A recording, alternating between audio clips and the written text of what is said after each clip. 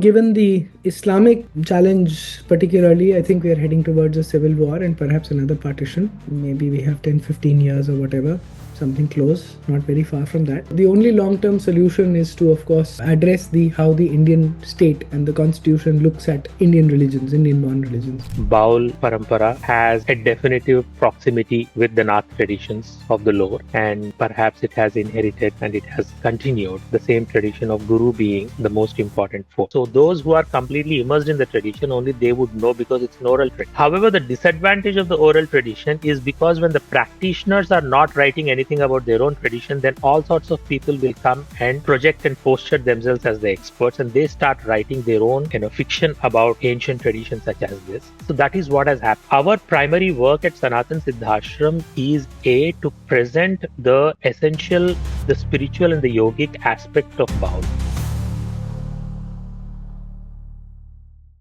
Welcome. Thank you for joining. The presentation is about the Hindu Fund, what all we are doing in this project.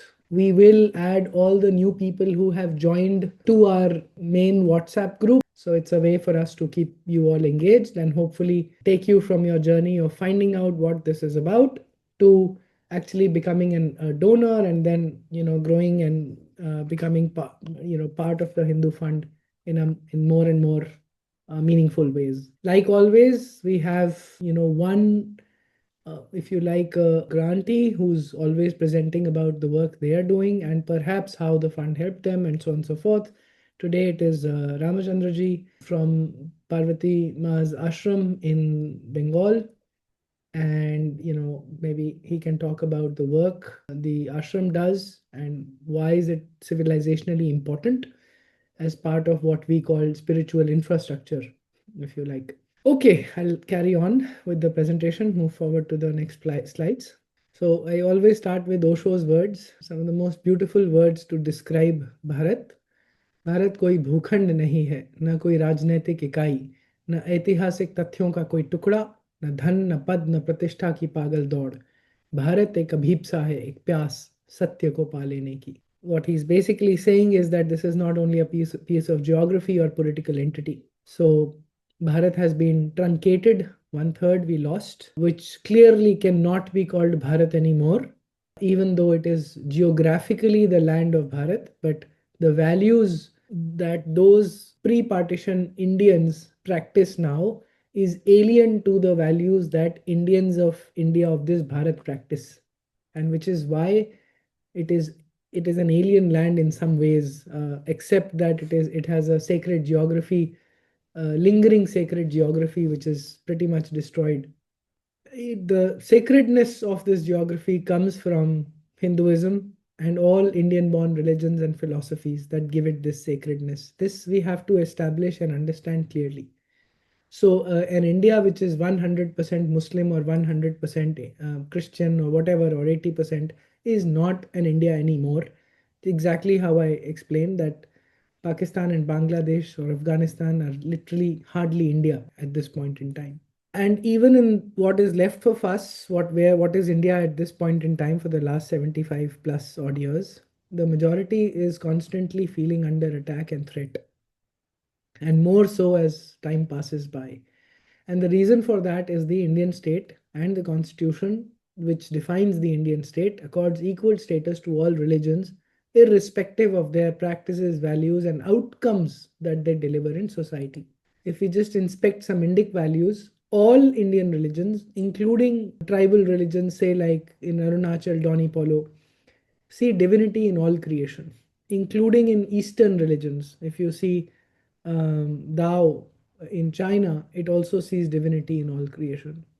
There is no othering at the spiritual level. We can be accused of casteism at the bhautik, at the physical level, but even that can be questioned on how much is ingrained, how much is essential part of the Hindu faith versus being malpractice or just bad narratives pushed upon us. We are a seeking based civilization, and because of all of these, we have respect for all faiths. If we do not have respect, there is at least respectful disagreement, and that leads to debates and discussions, and that's how things carry forward. The Abrahamic values, on the other side, is about exclusivism. that my religion is the only true one. It splits the worlds into believers and infidels or kafir.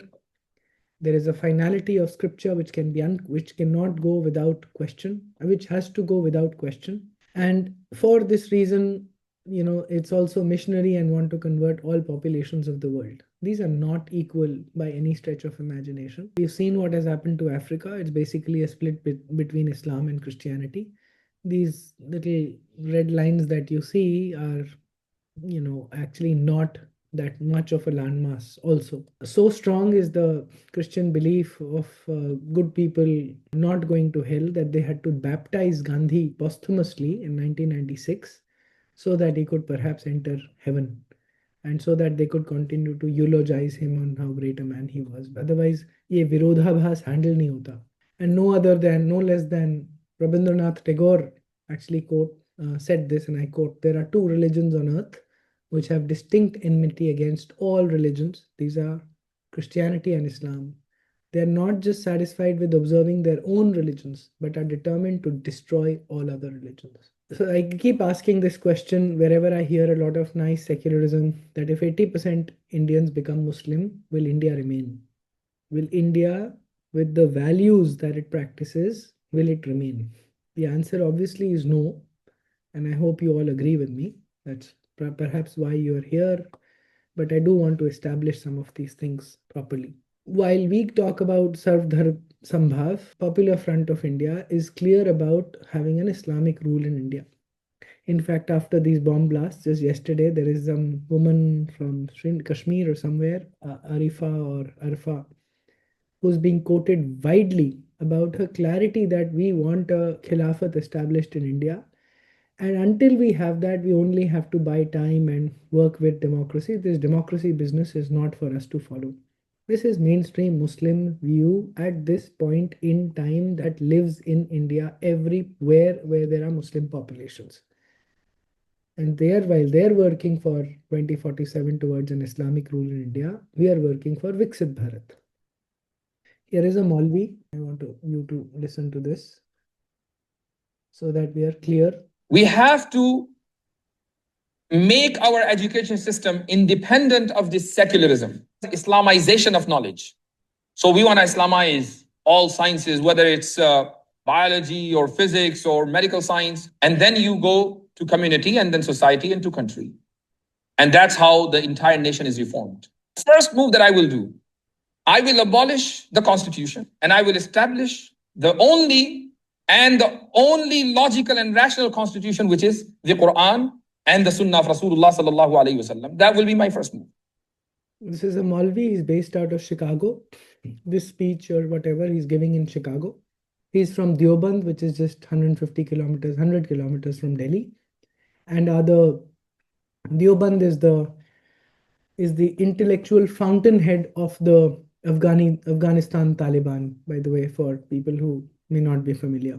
The Taliban, that is why their foreign minister, when he came to India, he traveled to Deoband, because that is where they draw their entire inspiration of how Islam needs to be run and how caliphates, when they become Islamic, how do they need to run. And then, of course, we have Christianity. This is the Joshua Project. They've marked and mapped all of the world called the unreached populations. You see India, these are the unreached populations where the light of Jesus has not reached.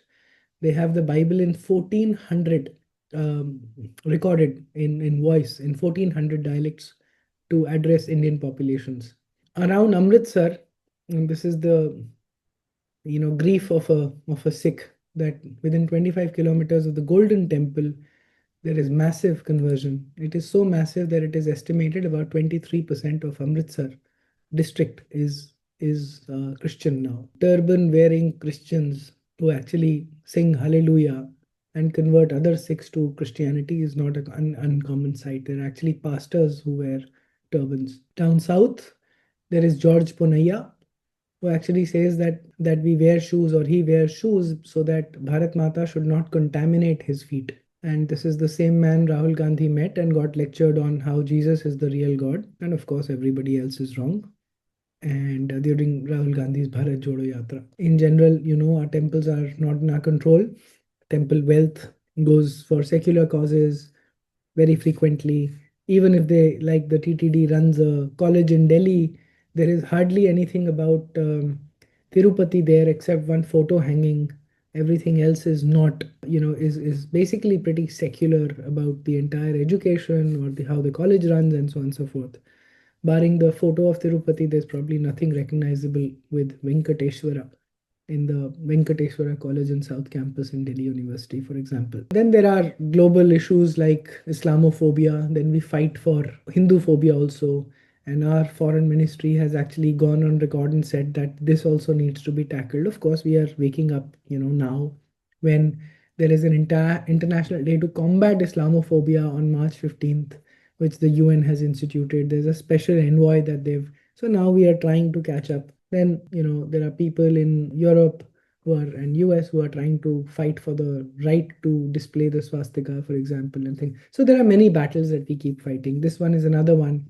My colleague Sofia Pathan says that the entire reservation had started to protect the marginalized communities. But what we've ended up doing is we are handing out weapons to every section of population to use against each other, which is why you see that the Ambedkarite movement is actually very anti-Hindu and almost wild in many aspects. So overall, given the Islamic challenge particularly, I think we are heading towards a civil war and perhaps another partition. Maybe we have 10, 15 years or whatever, something close, not very far from that. And the only long-term solution is to, of course, address how the Indian state and the constitution looks at Indian religions, Indian-born religions. But are we doing that? No. We are saying Viksit Bharat. I have no problem with Viksit Bharat. I have no problem with Modi ji, by the way. I actually love him, admire him for all that he does for the geography, for India as we know it in its modern version.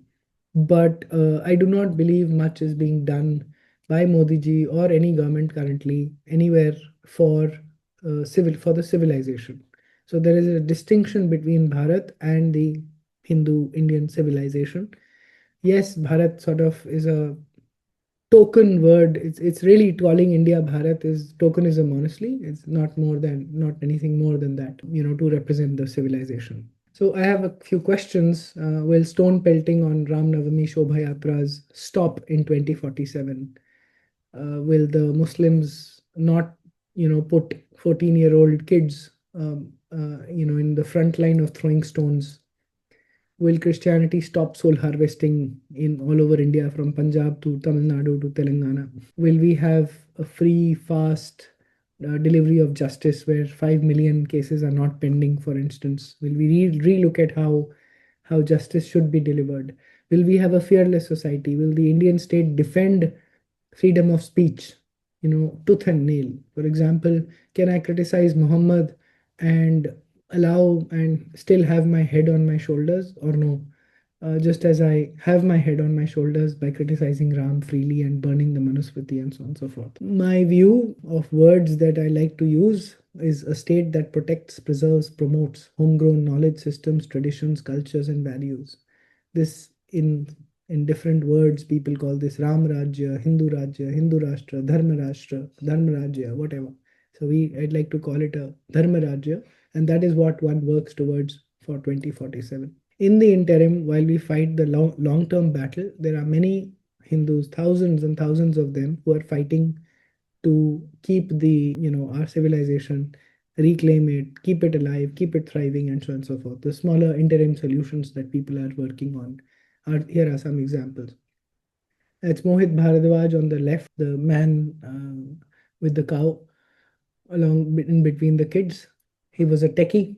He got out of tech. He learned Sanskrit, learned under an acharya, and found that only two acharyas in their mid 70s were surviving who knew the Shakhya and Shakha. And so he and one of his friends, they both have learned the Shakhya and Shakha, which was prescribed for the Rig Veda recitation in the north. And now he's creating brahmacharis to establish and firmly establish the Shakya and Shakha. He's married, has two daughters, and lives at the Gurukul only amidst desi cows, daily Agnihotra, and chanting, and all of that. There are people who are fighting for equal recognition, equal stature to gurukuls, Vedic schools, just as madrasas, missionary schools are recognized. There are people like Sardar Ravi Ranjan Singh who have been the pioneers in the entire Jhatka movement and Jhatka consciousness in the country, and we've won a few battles. Air India, for example, removed the word halal from all its food servings. And I credit Ravi Ranjan ji and later Harinder Sikka ji, who sort of led this movement across the country. Vishnu Shankar Jain freed this shivling from which is inside this Gharwapsi mosque. And for 500 years, Muslims had been doing wuzu, washing their feet around this shivling, which they call a fountain, by the way. He's freed this, stopped this malpractice, and opened puja in the basement again.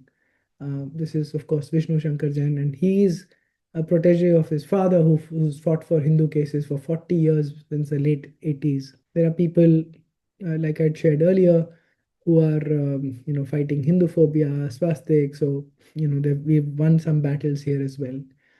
There is of course Sahil, the entire ex-Muslim movement. Now I think I should replace this face with Salim Vastik.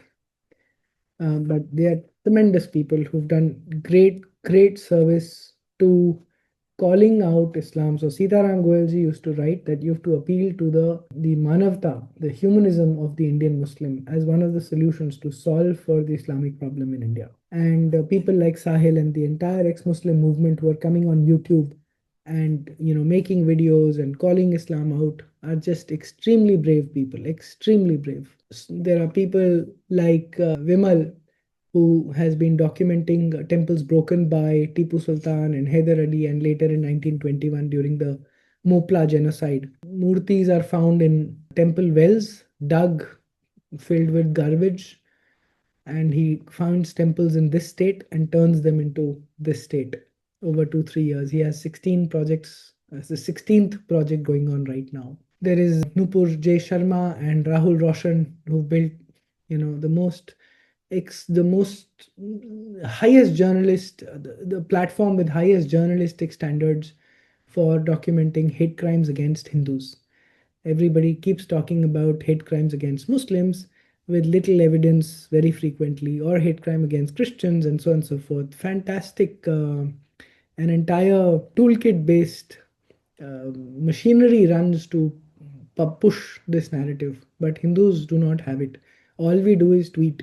So this is the first attempt to build a very strong, highest global standards of journalism, based on basis that create a platform to document, so that no journalist from anywhere around the world can question what is documented as a hate crime or lynching case or whatever else. So they have a lot of categories under which these crimes are documented. There's of course people like T.R. Ramesh who've been fighting for 20 years to free temples. There is Pavitra Srinivasan who's doing the Bhagavad Gita in Bharatanatyam, all the 18 chapters. And there is Parvati ji, from whose ashram Ramachandra ji is today going to be talking about, and why this ashram is important, why is preserving Baul important. So I work on two large solutions. One is to work on the 1,000 crore Hindu fund, which is this presentation, and of course on making Hinduism missionary, to ensure that we work on Gharwapsi becomes a very normal thing, and not something which is hush hush and is openly talked about, and so on and so forth, right? Let's just focus on the Hindu fund for now. The operating principle is to make liberal grants, trust by default, and evaluate outcomes over time. We've seen, and my personal experience and the experience of a large number of Hindus has always been that they're pretty much humiliated and asked 1,000 questions for making small grants, 2 lakh, 5 lakh, 50,000, and too much patting on the back about how great and professional the people who are donors are, and how unprofessional the recipients are, and there's a lot of indignity and just humiliating attitudes. So we don't follow that. We write checks, as we write checks and trust people. Sometimes we have failed. Yes, we failed. There are 2 or 3 cases where people have misused money, or have lied on their projects.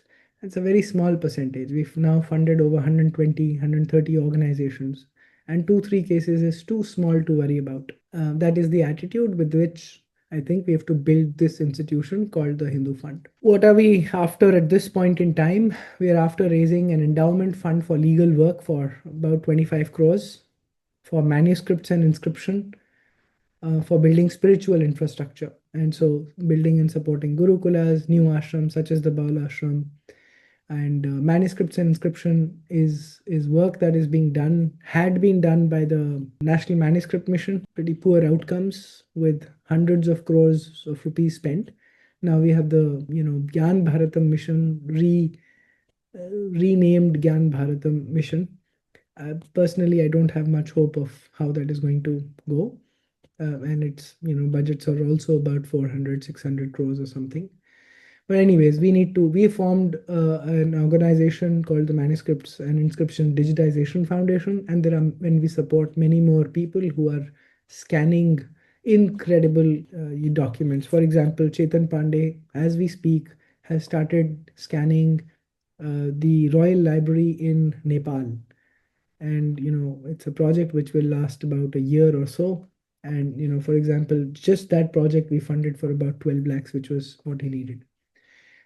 This work is to work with lawyers, including people like Vishnu Shankar Jain, and not have them work pro bono for Hindu causes. That is my hope. That is the aim and objective and hope, that we have to be able to pay them, if not their market fee, at least some decent part, 50%, 70% of what they would charge, and not make them constantly struggle between, oh, whether I should spend less time doing dharmic projects because I need to earn so that I can pay salaries. This struggle, this tug of war has to stop on lawyers from our side. This is not how Kapil Sibal or Supreme Court is opened at 2 a.m. We can crib as much as we want.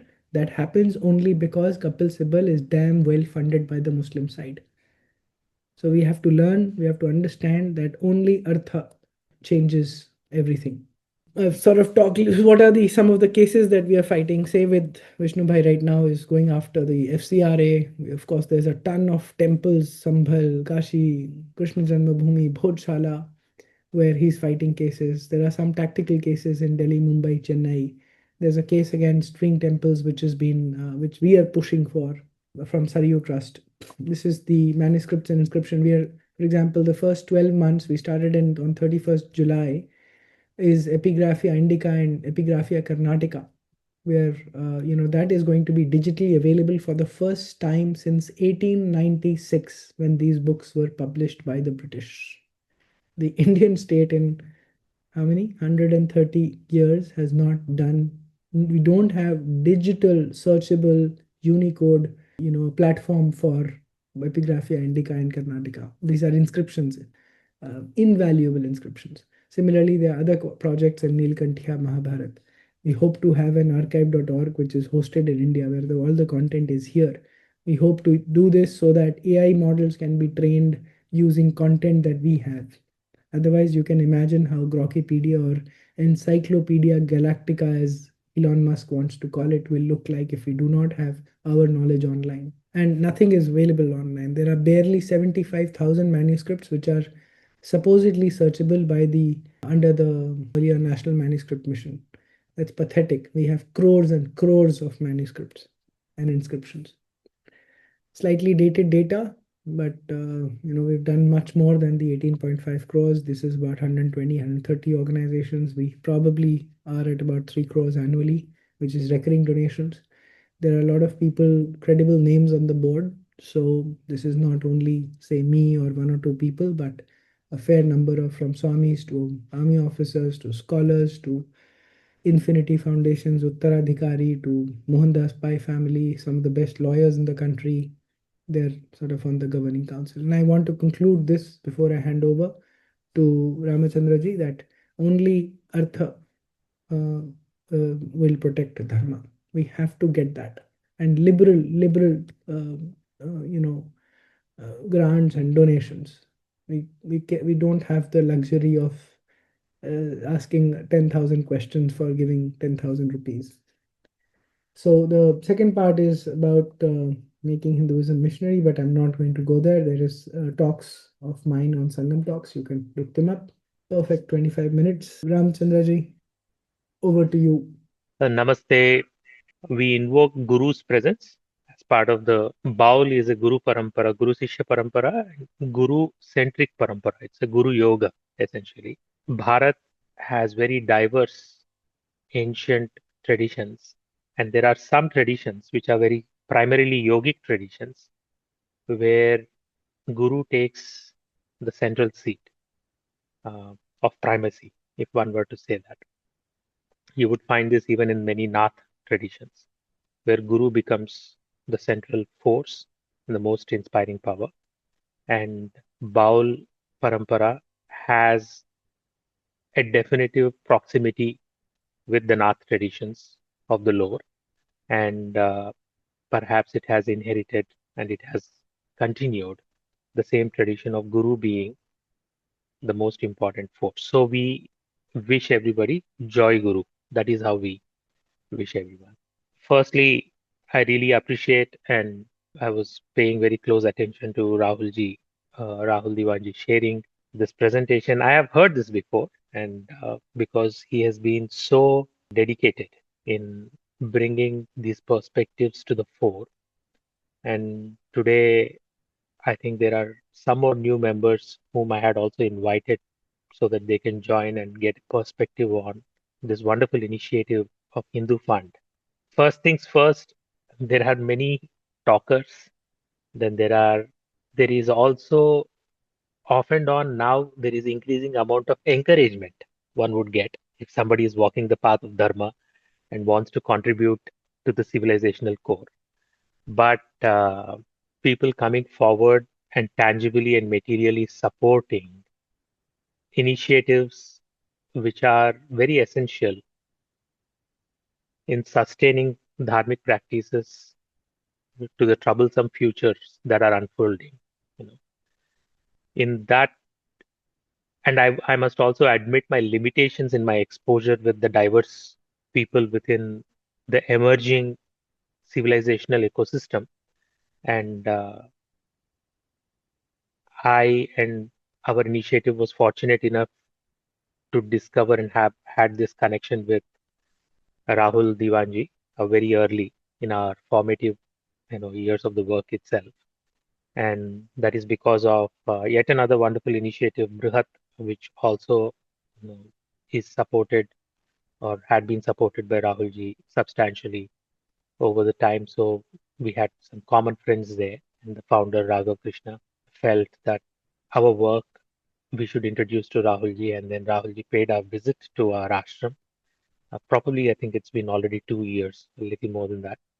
And so we had received him, we have hosted him, and it was heartening to see somebody journeying so quickly from words of acknowledgement, encouragement to material support. That here we are there to support you. And so we are very, at the outset, I want to convey, I think gratitude is a very fatigued word. What we recognize the saubhratritva or this empathetic understanding of the pivotal nature, the tradition, such as Baul plays in the civilizational discourse. I would really encourage each one of you to get to the website and also explore the various facets of our work. We have not yet managed to robustly put all the information, pertinent information up there, but it definitely gives you a trajectory of where we are heading, how we have started, where we have commenced our journey, and all of that. But I think I should take here substantial time in order to introduce the Baul tradition itself so that one would understand the value of this tradition and can place it within the larger ecosystem of Hindu civilizational or Sanatan Dharma civilizational unfolding that is happening or a re-emergence that is happening right now. And secondly, you would also it's important to understand that work such as this happen because of great sacrifices. stellar commitment, or impeccable commitment of the founding, team, or the inspiration that is drawn from the founding team. So I think that is important for me to emphasize so that you can contextualize uh, our work and what is happening at Sanatan Siddhashram. So Sanatan Siddhashram has been founded in 2017 June. On June 8th, 2017 is when we have done the Bhumi Pujan, Sanatan Siddhashram. 7 years down the lane, we have instituted it as Sanatan Siddhashram Adhyatmika Vishwavidya Satra.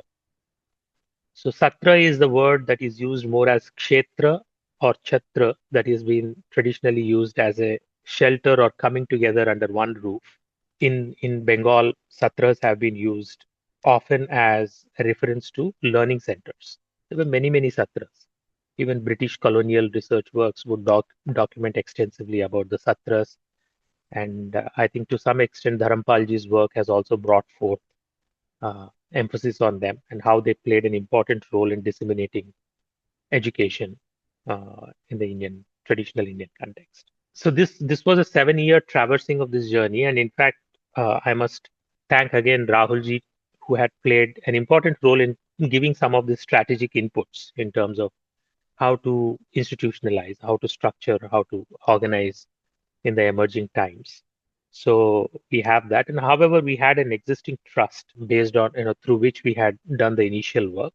So that is more about the organizational emergence. However, Sanatan Siddhashram is vision of Sri Sanatan Das Baul, who is our Param Guru and Parvati Ma's or Parvati Baul's Guruji. And just to give you a geographical marking where we are located in Bengal, West Bengal, and we are located in a district called Birbhum. And Birbhum is a very ancient space, especially known for its Shakti Upasana. So that is the reason why Birbhum is called Birbhum, because of it's the land of the Veeras. Because the Veerachara Paddhati and the Veerachara practices of Tantra have been extensively practiced in this part of Bengal. And so therefore it is called Birbhum.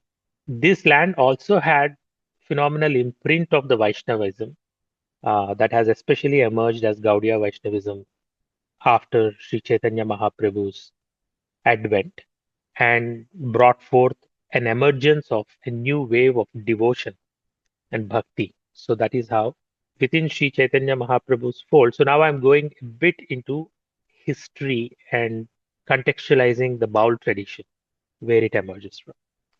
Because often in my own discovery and conversations with so many of even Bengalis, that whenever I spoke to them about the Baul tradition and told them that this is essentially an yogic tradition, because it has been propagated as a folk tradition. It has been propagated as just as singing, singers, the bardic singers. The colonials put the lens of the bardic tradition, and then somebody else came and did some research and anthropological insights into it, and they put some other lens on it. But just cutting to the straight to the point, it is a yogic tradition. And when we speak this, to many Bengalis, they are surprised that, oh, we didn't know this. It has so much spirituality in it, because for them it had been always romanticized as some sort of kind of a small romantic facet of the Bengali culture that is coming from the roots. And they feel sense of freedom and joy when they listen to the Baul songs. But very rarely you would see people contemplate on the tattva, what the Bauls are singing, what happens. And usually, many times, it is when people travel from Kolkata and they are going to North Bengal, which is Kuch Bihar and Assam region. So they have to cut across this region of Birbhum. And it is during those 4 to 5 railway stations, you would sometime come across a Baul entering the train and singing Baul song, also gathering alms in that sense. So people maximum they have this impression about the Bauls. Oh, who are they? They are the ones who are singing on the roadside. They are sitting under the tree and singing some songs, some philosophical songs, some musings, some sort of nature romanticism they are singing, all this sort of a thing. So Baul essentially is a Vaishnava Sahajiya tradition. So even before advent of Chaitanya Mahaprabhu, Buddhism was very widely prevalent in this region, and also the Nath Parampara was co-evolving. So it would be very difficult to differentiate that, because during those times, obviously, these barriers between the sampradayas were not so strong in that sense. Baul emerged in that context probably 1,000 years old. So it had the Sahajiya aspect. Sahaja means, Ja means that which you are, that which is with you from the birth itself. What is with you from the birth? Your truth, your joy, your existence as a being, your Atman. That is there with you from the birth itself, because it has never birthed. As soon as you have taken birth, it has been always there with you. So Sahaja means it is a path for you to reclaim your own essential nature, that which has been there right from the birth. Sahaja means that which you are born with, along with. So the connection with that aspect. In a way, it's a yogic. Then, okay, somebody is asking to traverse between Hindi and English. So I will also try and do that. Though I might have some limitations in my efforts in Hindi speaking, पर मैं निश्चित प्रयास करूंगा कि कुछ चिंतन हिंदी में भी हो जाए. तो बाउल बाउल शब्द जो है, BAUL, जो कि बाउल प्रेजेंट किया जाता है, इसको संस्कृत शब्द व्याकुल और व्यातुल के साथ भी जुड़ा जाता है. और व्या शब्द जब आता है वो वायु के साथ जुड़ता है. वायु फिर प्राणायाम के साथ जुड़ जाता है योग माध्यम में, और जब प्राणायाम के साथ जुड़ जाता है, और जब हम कहते हैं किसी को भक्ति का भाव लग गया, या भोर लग गया, या कुछ ऐसा लग गया कि कोई उन्मत्त हो गया, तो बोलते हैं कि हवा लग गया. क्योंकि बाउल जो है एक निश्चित स्वातंत्र्य भाव में रहते हैं. नियंत्रण करना उस मन को, उस चित्त को, जो एक अपने आत्म तत्व के करीब में है और उपासित है, और तो उसको नियंत्रित करना नामुमकिन है. तो ये स्वतंत्र भाव जो है बाउल के योग में एकदम चमक उठता है, लोगों को दिखता है. तो इसी को देख के, जैसे कि एक शुगर कैंडी को देख के चींटियां कैसे अट्रैक्ट होके चले जाते हैं, जैसे ही कोई आदमी को हम देखते हैं, कोई योगी को देखते हैं जो कि वो उन्मत्त भाव में एकदम समाये हुए हैं, और वो तत्व में डूबे हुए हैं, उनका कोई नियंत्रण नहीं है, वो स्वयं स्वतंत्र है और एकदम सिद्ध पुरुष है. तो उनको देखते ही हम भी चींटियों की तरह वो शुगर कैंडी के पास जैसे पहुंचना चाहते हैं, वैसे पहुंच जाते हैं. ये सहज तत्व है, ये सरलता है. इसमें कोई भी ज्यादा तर्क वितर्क लगा के योग करने वाली माध्यम नहीं है. इसीलिए जब ये भावना का उत्पन्न होता है हमारे हृदय में, इसको हम गाने के माध्यम से बताने का प्रयास करते हैं बाउल के परंपरा में. इसीलिए गाना जो होता है वो अपने आध्यात्मिक चिंतन, आध्यात्मिक अस्तित्व का प्रकट करने का माध्यम है. गाना ही बाउल नहीं है. गाना ये आध्यात्मिक चिंतन का प्रकट करने का माध्यम है. पर ऐसे जैसे जैसे समय बदलता गया है, लोग गाने को लेके वही गाना ही बाउल समझ के और बाकी का आध्यात्मिक चिंतन और योग पद्धति पे चिंतन करना छोड़ ही दिए है, और उस पे कभी प्रयास भी नहीं किया गया है. क्योंकि जब प्रयास करते हैं तो सनातन धर्म के साथ रूट्स दिख जाते हैं. जड़ जो है इस सनातन धर्म के विस्तार, महावृक्ष जो है उसके साथ जुड़ना तो समझ में आ जाता है. तो तब तो काफी विकल्प हो जाएगा हमारे इंटेलेक्चुअल करप्टिव नरेटिव्स के लिए जो होता है. क्योंकि ये स्वतंत्र भाव है बाउल में. ऐसे बहुत सारे योग पद्धति है, योग सांप्रदाय है, जो कि प्रचलित और एक मेन स्ट्रीम धार्मिक सोसाइटी के साथ जो रहन सहन का जो धार्मिक प्रिंसिपल्स होते हैं उसके साथ जुड़ता नहीं है. क्योंकि ये तो सांसारिक रूप से इस पथ पे नहीं चल रहे हैं. ये योग माध्यम से चल रहे हैं और ये वैराग्य दीक्षा लेते हैं, तो ये जो सामाजिक धर्म होता है उसमें ये नियंत्रण में नहीं रह सकते हैं, वो अपना योग करते रहते हैं। और इस स्वतंत्र तत्व का जब वो प्रकट करना चाहते हैं अपने गाने के माध्यम से, कभी कभी ऐसा एक्सप्रेशंस आते हैं जिसके वजह से ऐसा लगता है कि ये रेवोल्यूशन कर रहे हैं या रेबेलियन कर रहे हैं कुछ धार्मिक मूल सिद्धांतों को लेके, ऐसा कोई।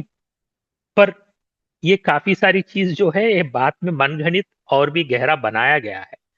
क्योंकि ऐसे तो आप जैसे ही बहुत सारे पहले से ही महर्षि महासिद्ध कहीं ना कहीं पे उनके जागृत अवस्था, उनके सिद्धि के आसन में जब बैठे हुए हैं, जब वो प्रकट करते हैं अपने विजडम को, अपने ज्ञान को, अपने बोध को, कभी वो नेसेसरीली हमारे मेन स्ट्रीम में जैसे कि धर्म का प्रैक्टिस होता है उसमें बैठने की उतना पॉसिबिलिटी नहीं है।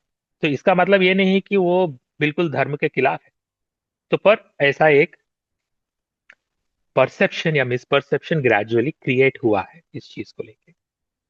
सो ये हो गया है बाउल का फिलोसॉफिकल एस्पेक्ट जो मैंने इंट्रोड्यूस किया है। ये 15वीं शताब्दी में जब चैतन्य महाप्रभु का उद्भव हुआ है, उन्हीं के माध्यम से उनके जो स्पिरिचुअल कोलैबोरेटर नित्यानंद महाप्रभु है उनके अंडर में उन्होंने काफी सारे योगिक प्रैक्टिशनर्स को भी लिया है। तो तब जाके बाउल जो सहजिया पद्धति है वो वैष्णव पद्धति के साथ जुड़ के वैष्णव सहजिया बना है। तो तब से लेके निरंतर उसका स्ट्रीम चल रहा है डिवोशन और भक्ति का, और उस स्ट्रीम में ये गुरु शिष्य परंपरा है और ये ओरल ट्रेडिशन है, मतलब कोई भी शास्त्र लिखित रूप में नहीं है। क्योंकि ओरल ट्रेडिशन है इसका बहुत सारा एडवांटेज है, क्योंकि गुरु शिष्य परंपरा में स्मृति के आधार पे आप जो सीखते हैं गुरु के पास बिना टेक्सचुअल मेथड्स के साथ, काफी मेमोराइज करना पड़ता है गाने को, क्योंकि गाने में ही तत्व है। तो गुरु शिष्य परंपरा से चढ़ता है, तो ये बहुत ही अच्छा है। उस तरीके से देखेंगे तो कोई जो भी उसमें पूरा ही डुबकी लगा सकता है तो उन्हीं को समझ में आएगा। So those who are completely immersed in the tradition only they would know, because it's an oral tradition. However, the disadvantage of the oral tradition is because when the practitioners are not writing anything about their own tradition, then all sorts of people will come and project and posture themselves as the experts, and they start writing their own fiction about ancient tradition such as this. So that is what has happened. So our primary work at Sanatan Siddhashram is to present the essential, the spiritual and the yogic aspect of Baul to the world. And so that is the effort that we were doing. So you will see in our website, you would see there is a segment on writings, and our publications are also there. And down below in the homepage itself, you would see a lot of our writing write-up material is available here about the tradition. A lot of songs are made available on our YouTube channel. And in the home page, if you would go to the bottom most segment, you will see the publications. We have started publishing books, which is from the emic perspective. That is, the practitioner himself or herself are sharing with the world their journey into the spirituality through the Baul path. So we are doing the archival, we are doing the publications of the books. Now, for the first time, the oral tradition is being written and shared by. So what we are doing at Sanatan Siddhashram is someone like Parvati Ma, who is holding the lineage of the Baul traditions coming from two of the important lineages. So as a woman practitioner, she has been given the responsibility to continue the lineage. She spends substantial time along with her sishyas going and sitting with the masters who are almost in their 70s and 80s and would pass away soon, and capture their insights and their own reflections about their journey and about the path, and that we are publishing as. So we are making efforts in trying to bring Baul and to the yogic platforms, to the platforms on the literature, books, publications, research. Being an Adhyatmik Vishwavidya Satra, you would see a lot of courses on homepage where we are offering several courses to learn, in-person courses, online immersions, where people come yearly and where we conduct courses and retreats. Now, specifically the support that we receive from Hindu Fund and Rahul ji is one, we get a stipulated stipend amount which helps us conduct this research and documentation very effectively. And it had been going on for good 1.5 years now, and I'm very happy to present that we have published already 3 books this year itself, and at least another 3 or 4 of them are in pipeline in probably another duration of 5 to 6 months, which are very essentially spiritual, spiritual literature. Some of this is concerned with the tradition. Some of this is coming as our own journey and reflections from the acharyas, like Parvati Ma and myself. We are writing our own books as well and publishing as part of this effort. And most importantly, another significant and very substantial support we have received from Hindu Fund is that we are a relatively a small setup. However, when people come to learn, and also we have our vision for having a more substantial Gurukula setup for the newer generation of the Bauls. We already have a lot of sadhaks and disciples who live here in the ashram, in this Gurukul and this center. However, we would soon have to scale up in order to provide residential support for the learners for the long-term purpose to do their sadhana here and be immersed in their sadhana.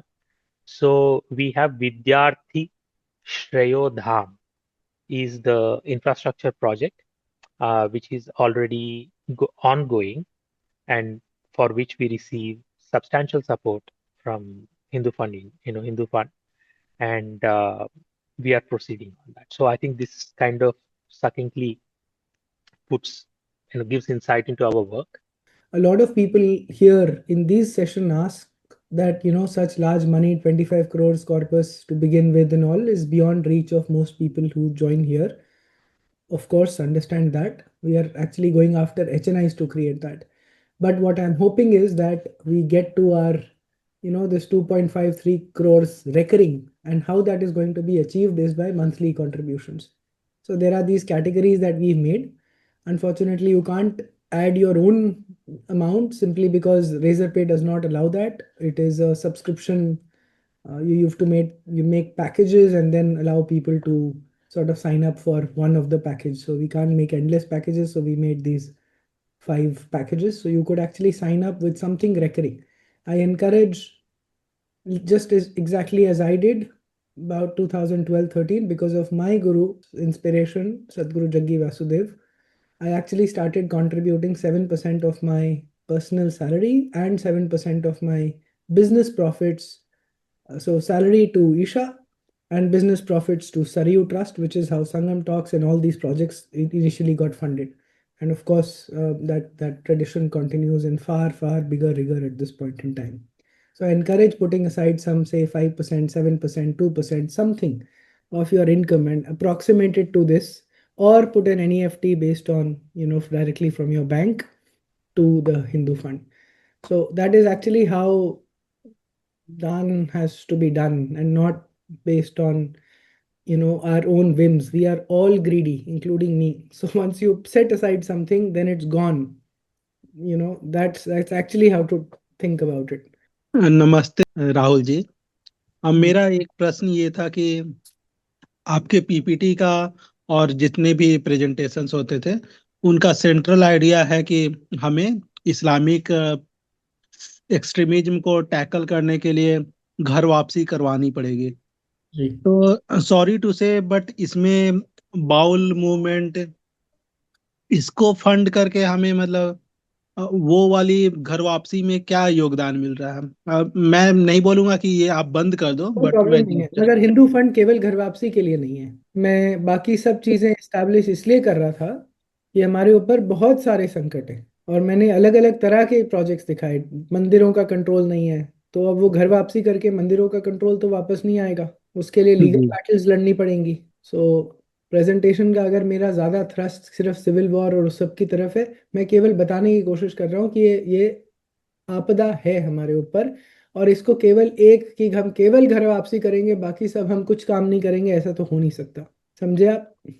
Ji her battle पे हिंदू लड़ रहे हैं, यही मैंने बताने की कोशिश करी है। और वो अपने अपने तरह से इन द इंटरिम लड़ रहे हैं। मैंने यही बताया कि इंटरिम सोल्यूशंस क्या हैं जो सब कर रहे हैं, जब तक हम लार्जर प्रॉब्लम धर्म राज्य की नहीं सॉल्व करते, वो भी कोर्ट बैटल्स का काम है।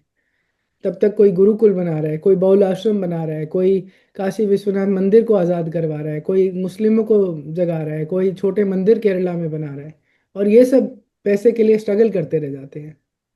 ये थ्रस्ट है। घर वापसी जी सर। प्रोजेक्ट है, हमने अभी सनातन घर वापसी फाउंडेशन बनाई है कुछ लोगों ने मिलकर।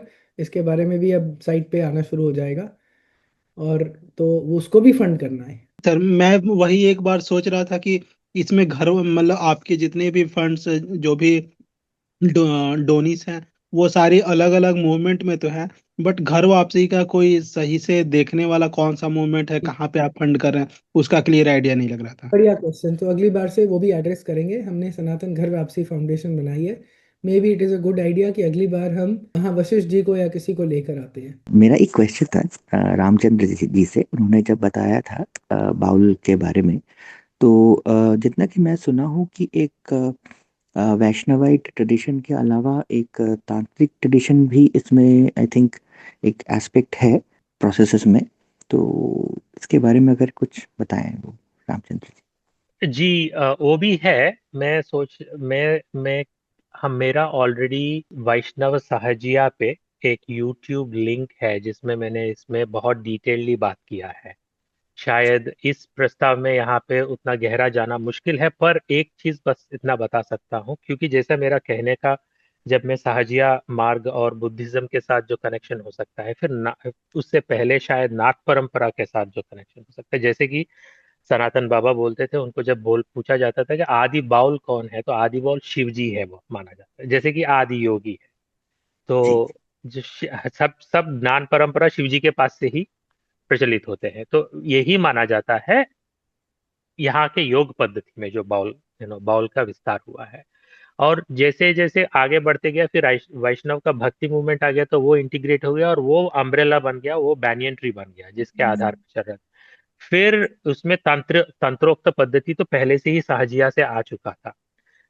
हालांकि मैं ये भी बता दूं, फिर इसी में से फकीरी ट्रेडिशन भी निकले थे, क्योंकि बंगाल तो आप जानते ही है, क्योंकि यहाँ पे काफी सारा इस्लामिक इन्फ्लुएंस भी था। अब उसमें मैं नहीं जा सकता हूँ कि क्या ऑथेंटिक है, क्या क्रेडिबल है, पर आपके नॉलेज के लिए मैं ऑलरेडी कह रहा हूँ। पर विद इन दिस क्लियरली वैष्णव सहजिया पात और वैष्णव परंपरा को आगे बढ़ाते हुए नित्यानंद महाप्रभु के माध्यम से जो बढ़ते हुए स्रोत है, वो काफी सारे विस्तार है इस बंगाल में अभी ये सब है। पहले राहुल जी मैं आपको धन्यवाद देना चाहता हूँ, आप इतनी मेहनत कर रहे हैं। और एक और चीज बोलना चाहता हूँ जो बहुत लोग नहीं समझते, जो हिस्सा परमानेंटली भारत से छूट गया है वो इसीलिए छूटा था कि वो हमारी पराएं जैसे बाउल ट्रेडिशन हो गया, गुरुकुल हो गया, मंदिर हो गए, वहां पे वो एग्जिस्ट करना बंद हो गए। मतलब दे सीज टू एग्जिस्ट। जो आज का पाकिस्तान है, जो आज का बांग्लादेश है, जो आज का अफगानिस्तान है, तो ये सब प्रोजेक्ट्स भी इक्वली इम्पोर्टेंट है, घर वापसी के से भी ज्यादा इम्पोर्टेंट है। क्योंकि अगर ये सब प्रोजेक्ट्स हम नहीं करेंगे, आप इतना मतलब इन्वेस्ट कर रहे हैं इन चीजों पे, तो ये भी मतलब बहुत इंपॉर्टेंट है to retain our civilizational code ना। मतलब ये इक्वली इम्पोर्टेंट है घर वापसी मूवमेंट के। तो बस यही कहना चाहता था। धन्यवाद। मेरा भी कोई प्रश्न नहीं है। I just wanted to, because एक सवाल पूछा गया था ऑडियंस की तरफ से, बट ऑडियंस की तरफ से मैं I want to show full support to people like Ramchandra ji who are in this day and age working to preserve an art form, and it may not be directly tied to Gharwapsi, but it is like marketing, right? More people will join the cause because of this art form. I joined similar cause through some different form, so more people will join us, and we really value your efforts. I just wanted to voice our support for people like you. Rahulji's presentation used to categorize as like defend and thwart, preserve and protect. So this bold art form is clearly a case of like preserving and protecting our tradition. So that is that is the head under which this particular project would fall. छोटा भी अगर fund receive होगा तो वो हमारे लिए 1,000 करोड़ रुपए शायद साल का नहीं महीने का भी कलेक्ट हो सकता है। तो इतना ही मैं इतना विश्वास रखता हूं कि अगर हम 100 करोड़ की आबादी हैं तो 1 करोड़ रुपए 500,000 रुपए महीना भी दे पाएंगे। और उसके लिए मैं सोचता भी वैसे ही हूं। तो मैं ऐसा मानता हूं कि ये अचीवेबल भी है। आपका अपना बहुत कठिन लड़ाई से यहाँ तक पहुंचे हैं। तो जैसा बोलते हैं कि 1 रुपए से 100 रुपए तक बनाने में बहुत मेहनत लगती है, पर 100 का 1,000 और 1,000 का लाख करना कंपैरेटिवली आसान हो जाता है। तो सर आप ऑलरेडी 1,000 लाख पर खड़े हुए हैं। अब इसके आगे की जो चीजें हैं कंपैरेटिव मेरा मानना है स्मूथ होगी। और जिस प्रकार से हमारे ये सेमिनार्स हो रहे हैं, जिस प्रकार के महान लोग और शख्सियतें और जितना वो तप परिश्रम करके अपना जीवन आहूत जिन्होंने इस काम में कर रखा है, जब वो यहाँ उपस्थित होते हैं तो बड़ा अचंबा अचरज और एक गुमान की फीलिंग आती है कि हम किनके साथ जुड़ रहे हैं और कितना काम जो है वो लोग कर रहे हैं और हम तो उसमें अंश लेश मात्र भी कुछ नहीं कर रहे हैं। तो मुझे लगता है कि ये बहुत विशाल और बहुत बड़ा हो सकता है और हमको हमारे प्लेटफॉर्म की उसकी तैयारी करनी चाहिए। Thank you Andy ji. But इतने ज़्यादा रिटेल लोगों को कॉस्ट ऑफ एक्विजिशन बहुत ज़्यादा होता है। This is exactly the problem of all retail companies. तो एक कस्टमर को अक्वायर करने में 3,500-4,000 रुपये लगते हैं, तो 50 लाख पहुंचने में तो 1,000 करोड़ वहीं हो जाएंगे हमारे, तो पहले से होने पड़ेंगे ऐसा पहुंचने के लिए। तो we have to depend on जो भी कर सकते हैं, but people have to start giving more and more. वो 500,000 रुपये, जैसे मुझे संगम टॉक्स में कोई व्यक्ति कभी कोई $10 $1 डोनेशन आती थी हर महीने, तो मैंने जाकर एक बार बंद कर दी, क्योंकि ये मतलब ह्यूमिलिएटिंग है मेरे लिए। हम 1.5-2 करोड़ रुपए सालाना खर्च करता हूँ संगम टॉक्स चलाने के लिए, और उसमें अगर $1 और $10 भीख में वो चिल्लर देते हैं ना सड़क पे, वैसा वाला लग रहा था मुझे। तो मुझे कमेंट मिला, आप लोगों को दान लेना नहीं आता, बेकार लोग हो आप। तो ऐसा हमारे को सोचना बंद करना पड़ेगा कि 500,000 रुपये देंगे हम, इससे धर्म नहीं बचेगा। वो चिल्लड़ वाली बात हो जाती है, जो क्षमा करें बोलने के लिए। हमारे को परसेंटेज तय करनी पड़ेगी और उसके हिसाब से काम करना पड़ेगा। हमारे धर्मशास्त्रों में 10% का वो रहा है। हाँ, हमारे से टैक्स, स्टेट टैक्स बहुत लेता है, जो भी करता है, जो पहले 10-20% हुआ करता था, मगर धर्म के कामों के लिए 10% देना धर्मशास्त्रों में लिखा है। मैं बात बताना चाहता था, अभी सिंगापुर से किसी ने बताया कि जातियों में बहुत बटा हुआ है। हम इधर हर साल, मैं भी रशिया में रहता हूँ, मॉस्को में हर साल गणपति पूजा होती है और दिवाली होती है और ये अपना नवरात्रि मनाई जाती है। और मतलब हम ही खुद कंट्रीब्यूट करके कुछ लोग करते हैं। और हर वीक हम शाखा लगाते हैं यहाँ पे HSS की। तो ये जो कास्ट का है, हमारे यहाँ पे तो प्रॉब्लम नहीं आता कोई भी, क्योंकि हर एक को ओपन इन्विटेशन होता है, किसी को पता भी नहीं है कौन किस कास्ट का है। तो मतलब इतने सारे फंक्शंस हम करते हैं और हर सैटरडे को हम इस्कॉन टेम्पल में वो भी खाना मतलब जैसे प्रसादम भी कराते हैं। तो मतलब इतने सारे इवेंट्स हैं और कहीं पे भी कोई क्वेश्चन ही नहीं आता कि कौन किस कास्ट का है। हजारों लोगों की गैदरिंग्स होती हैं। मैं अभी जो हमने रिसेंटली की थी गरबा का सेलिब्रेशन, हमने पूरा स्टेडियम किया था हायर, और उसमें मतलब पूरी इंडियन कम्युनिटी, और किसी से कुछ पैसे नहीं लेते हम। मतलब कुछ लोग कंट्रीब्यूट करते हैं, जन्माष्टमी मनाते हैं बड़े धूमधाम से।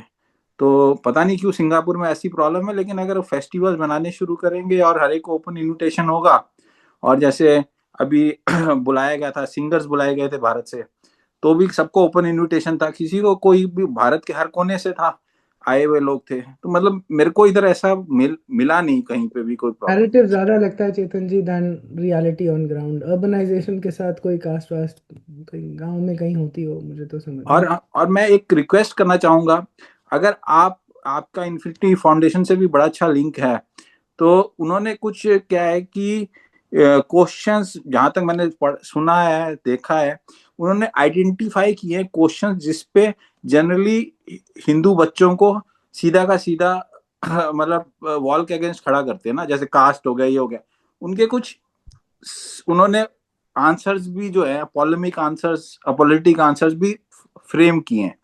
तो अगर उसके ऊपर हम बौद्धिक की ना छोटी पैम्पलेट्स बनाए भी, जैसे क्वेश्चन की, मतलब क्या होता है हम HSS की हर वीक करते हैं यहाँ पे, तो मैं बौद्धिक सेशंस लेता हूँ उधर कि भी कास्ट के ऊपर भगवत गीता का ये श्लोक है, फिर जैसे है पॉलीमॉर्फिक मोनोथिज्म के ऊपर भी, जैसे 7.21 भगवत गीता, 9.23 भगवत गीता का श्लोक, मतलब ऐसे ऐसे टॉपिक्स ना जहाँ पे कोई भी हमारा बच्चा फंसे नहीं, कोई भी जैसे यूनिवर्सिटी में उसको करे एकदम अटैक मुस्लिम बच्चा, क्रिश्चियन बच्चा, तो वो आंसर कर सके उसका। तो छोटी छोटी उनको ना डोज देने की कोशिश करता रहता हूँ मैं। तो अगर इस तरह का कुछ हो जाए बौद्धिक, जो फिर बाद में लोग RSS के भी, क्योंकि RSS के लाखों शाखा लगती हैं, लाखों, हम उस लेवल तक नहीं पहुंच सकते, लेकिन उनका इंफ्रास्ट्रक्चर को यूज कर सकते हैं हम। वो कैसे कर सकते हैं? अगर हम बौद्धिक पैम्पलेट्स निकाल दें भी बौद्धिक क्वेश्चंस की, और वो लोग ओपनली मिलने लग जाए, फिर वो बौद्धिक होता है, 15 मिनट का बौद्धिक होता है, उसके टॉपिक्स हमने इंट्रोड्यूस करने हैं, वो अपने करते रहे उनका एजेंडा। लेकिन मैंने जो पिछले 2-3 साल में मैं बता रहा हूँ, मैंने 99.9% जितने भी हमारे यहाँ आते हैं उनका माइंडसेट चेंज कर दिया है। मैं ये मानता हूँ, मतलब थोड़ा सा different. We're going to add you to the Shubh Chintak group to take you on a journey from, in awareness about the Hindu fund to making you a regular contributor and hopefully joining you in much bigger ways. For example, Chetan ji is our local, if you like, chapter head for Moscow. Thank you. Namaste. नमस्ते।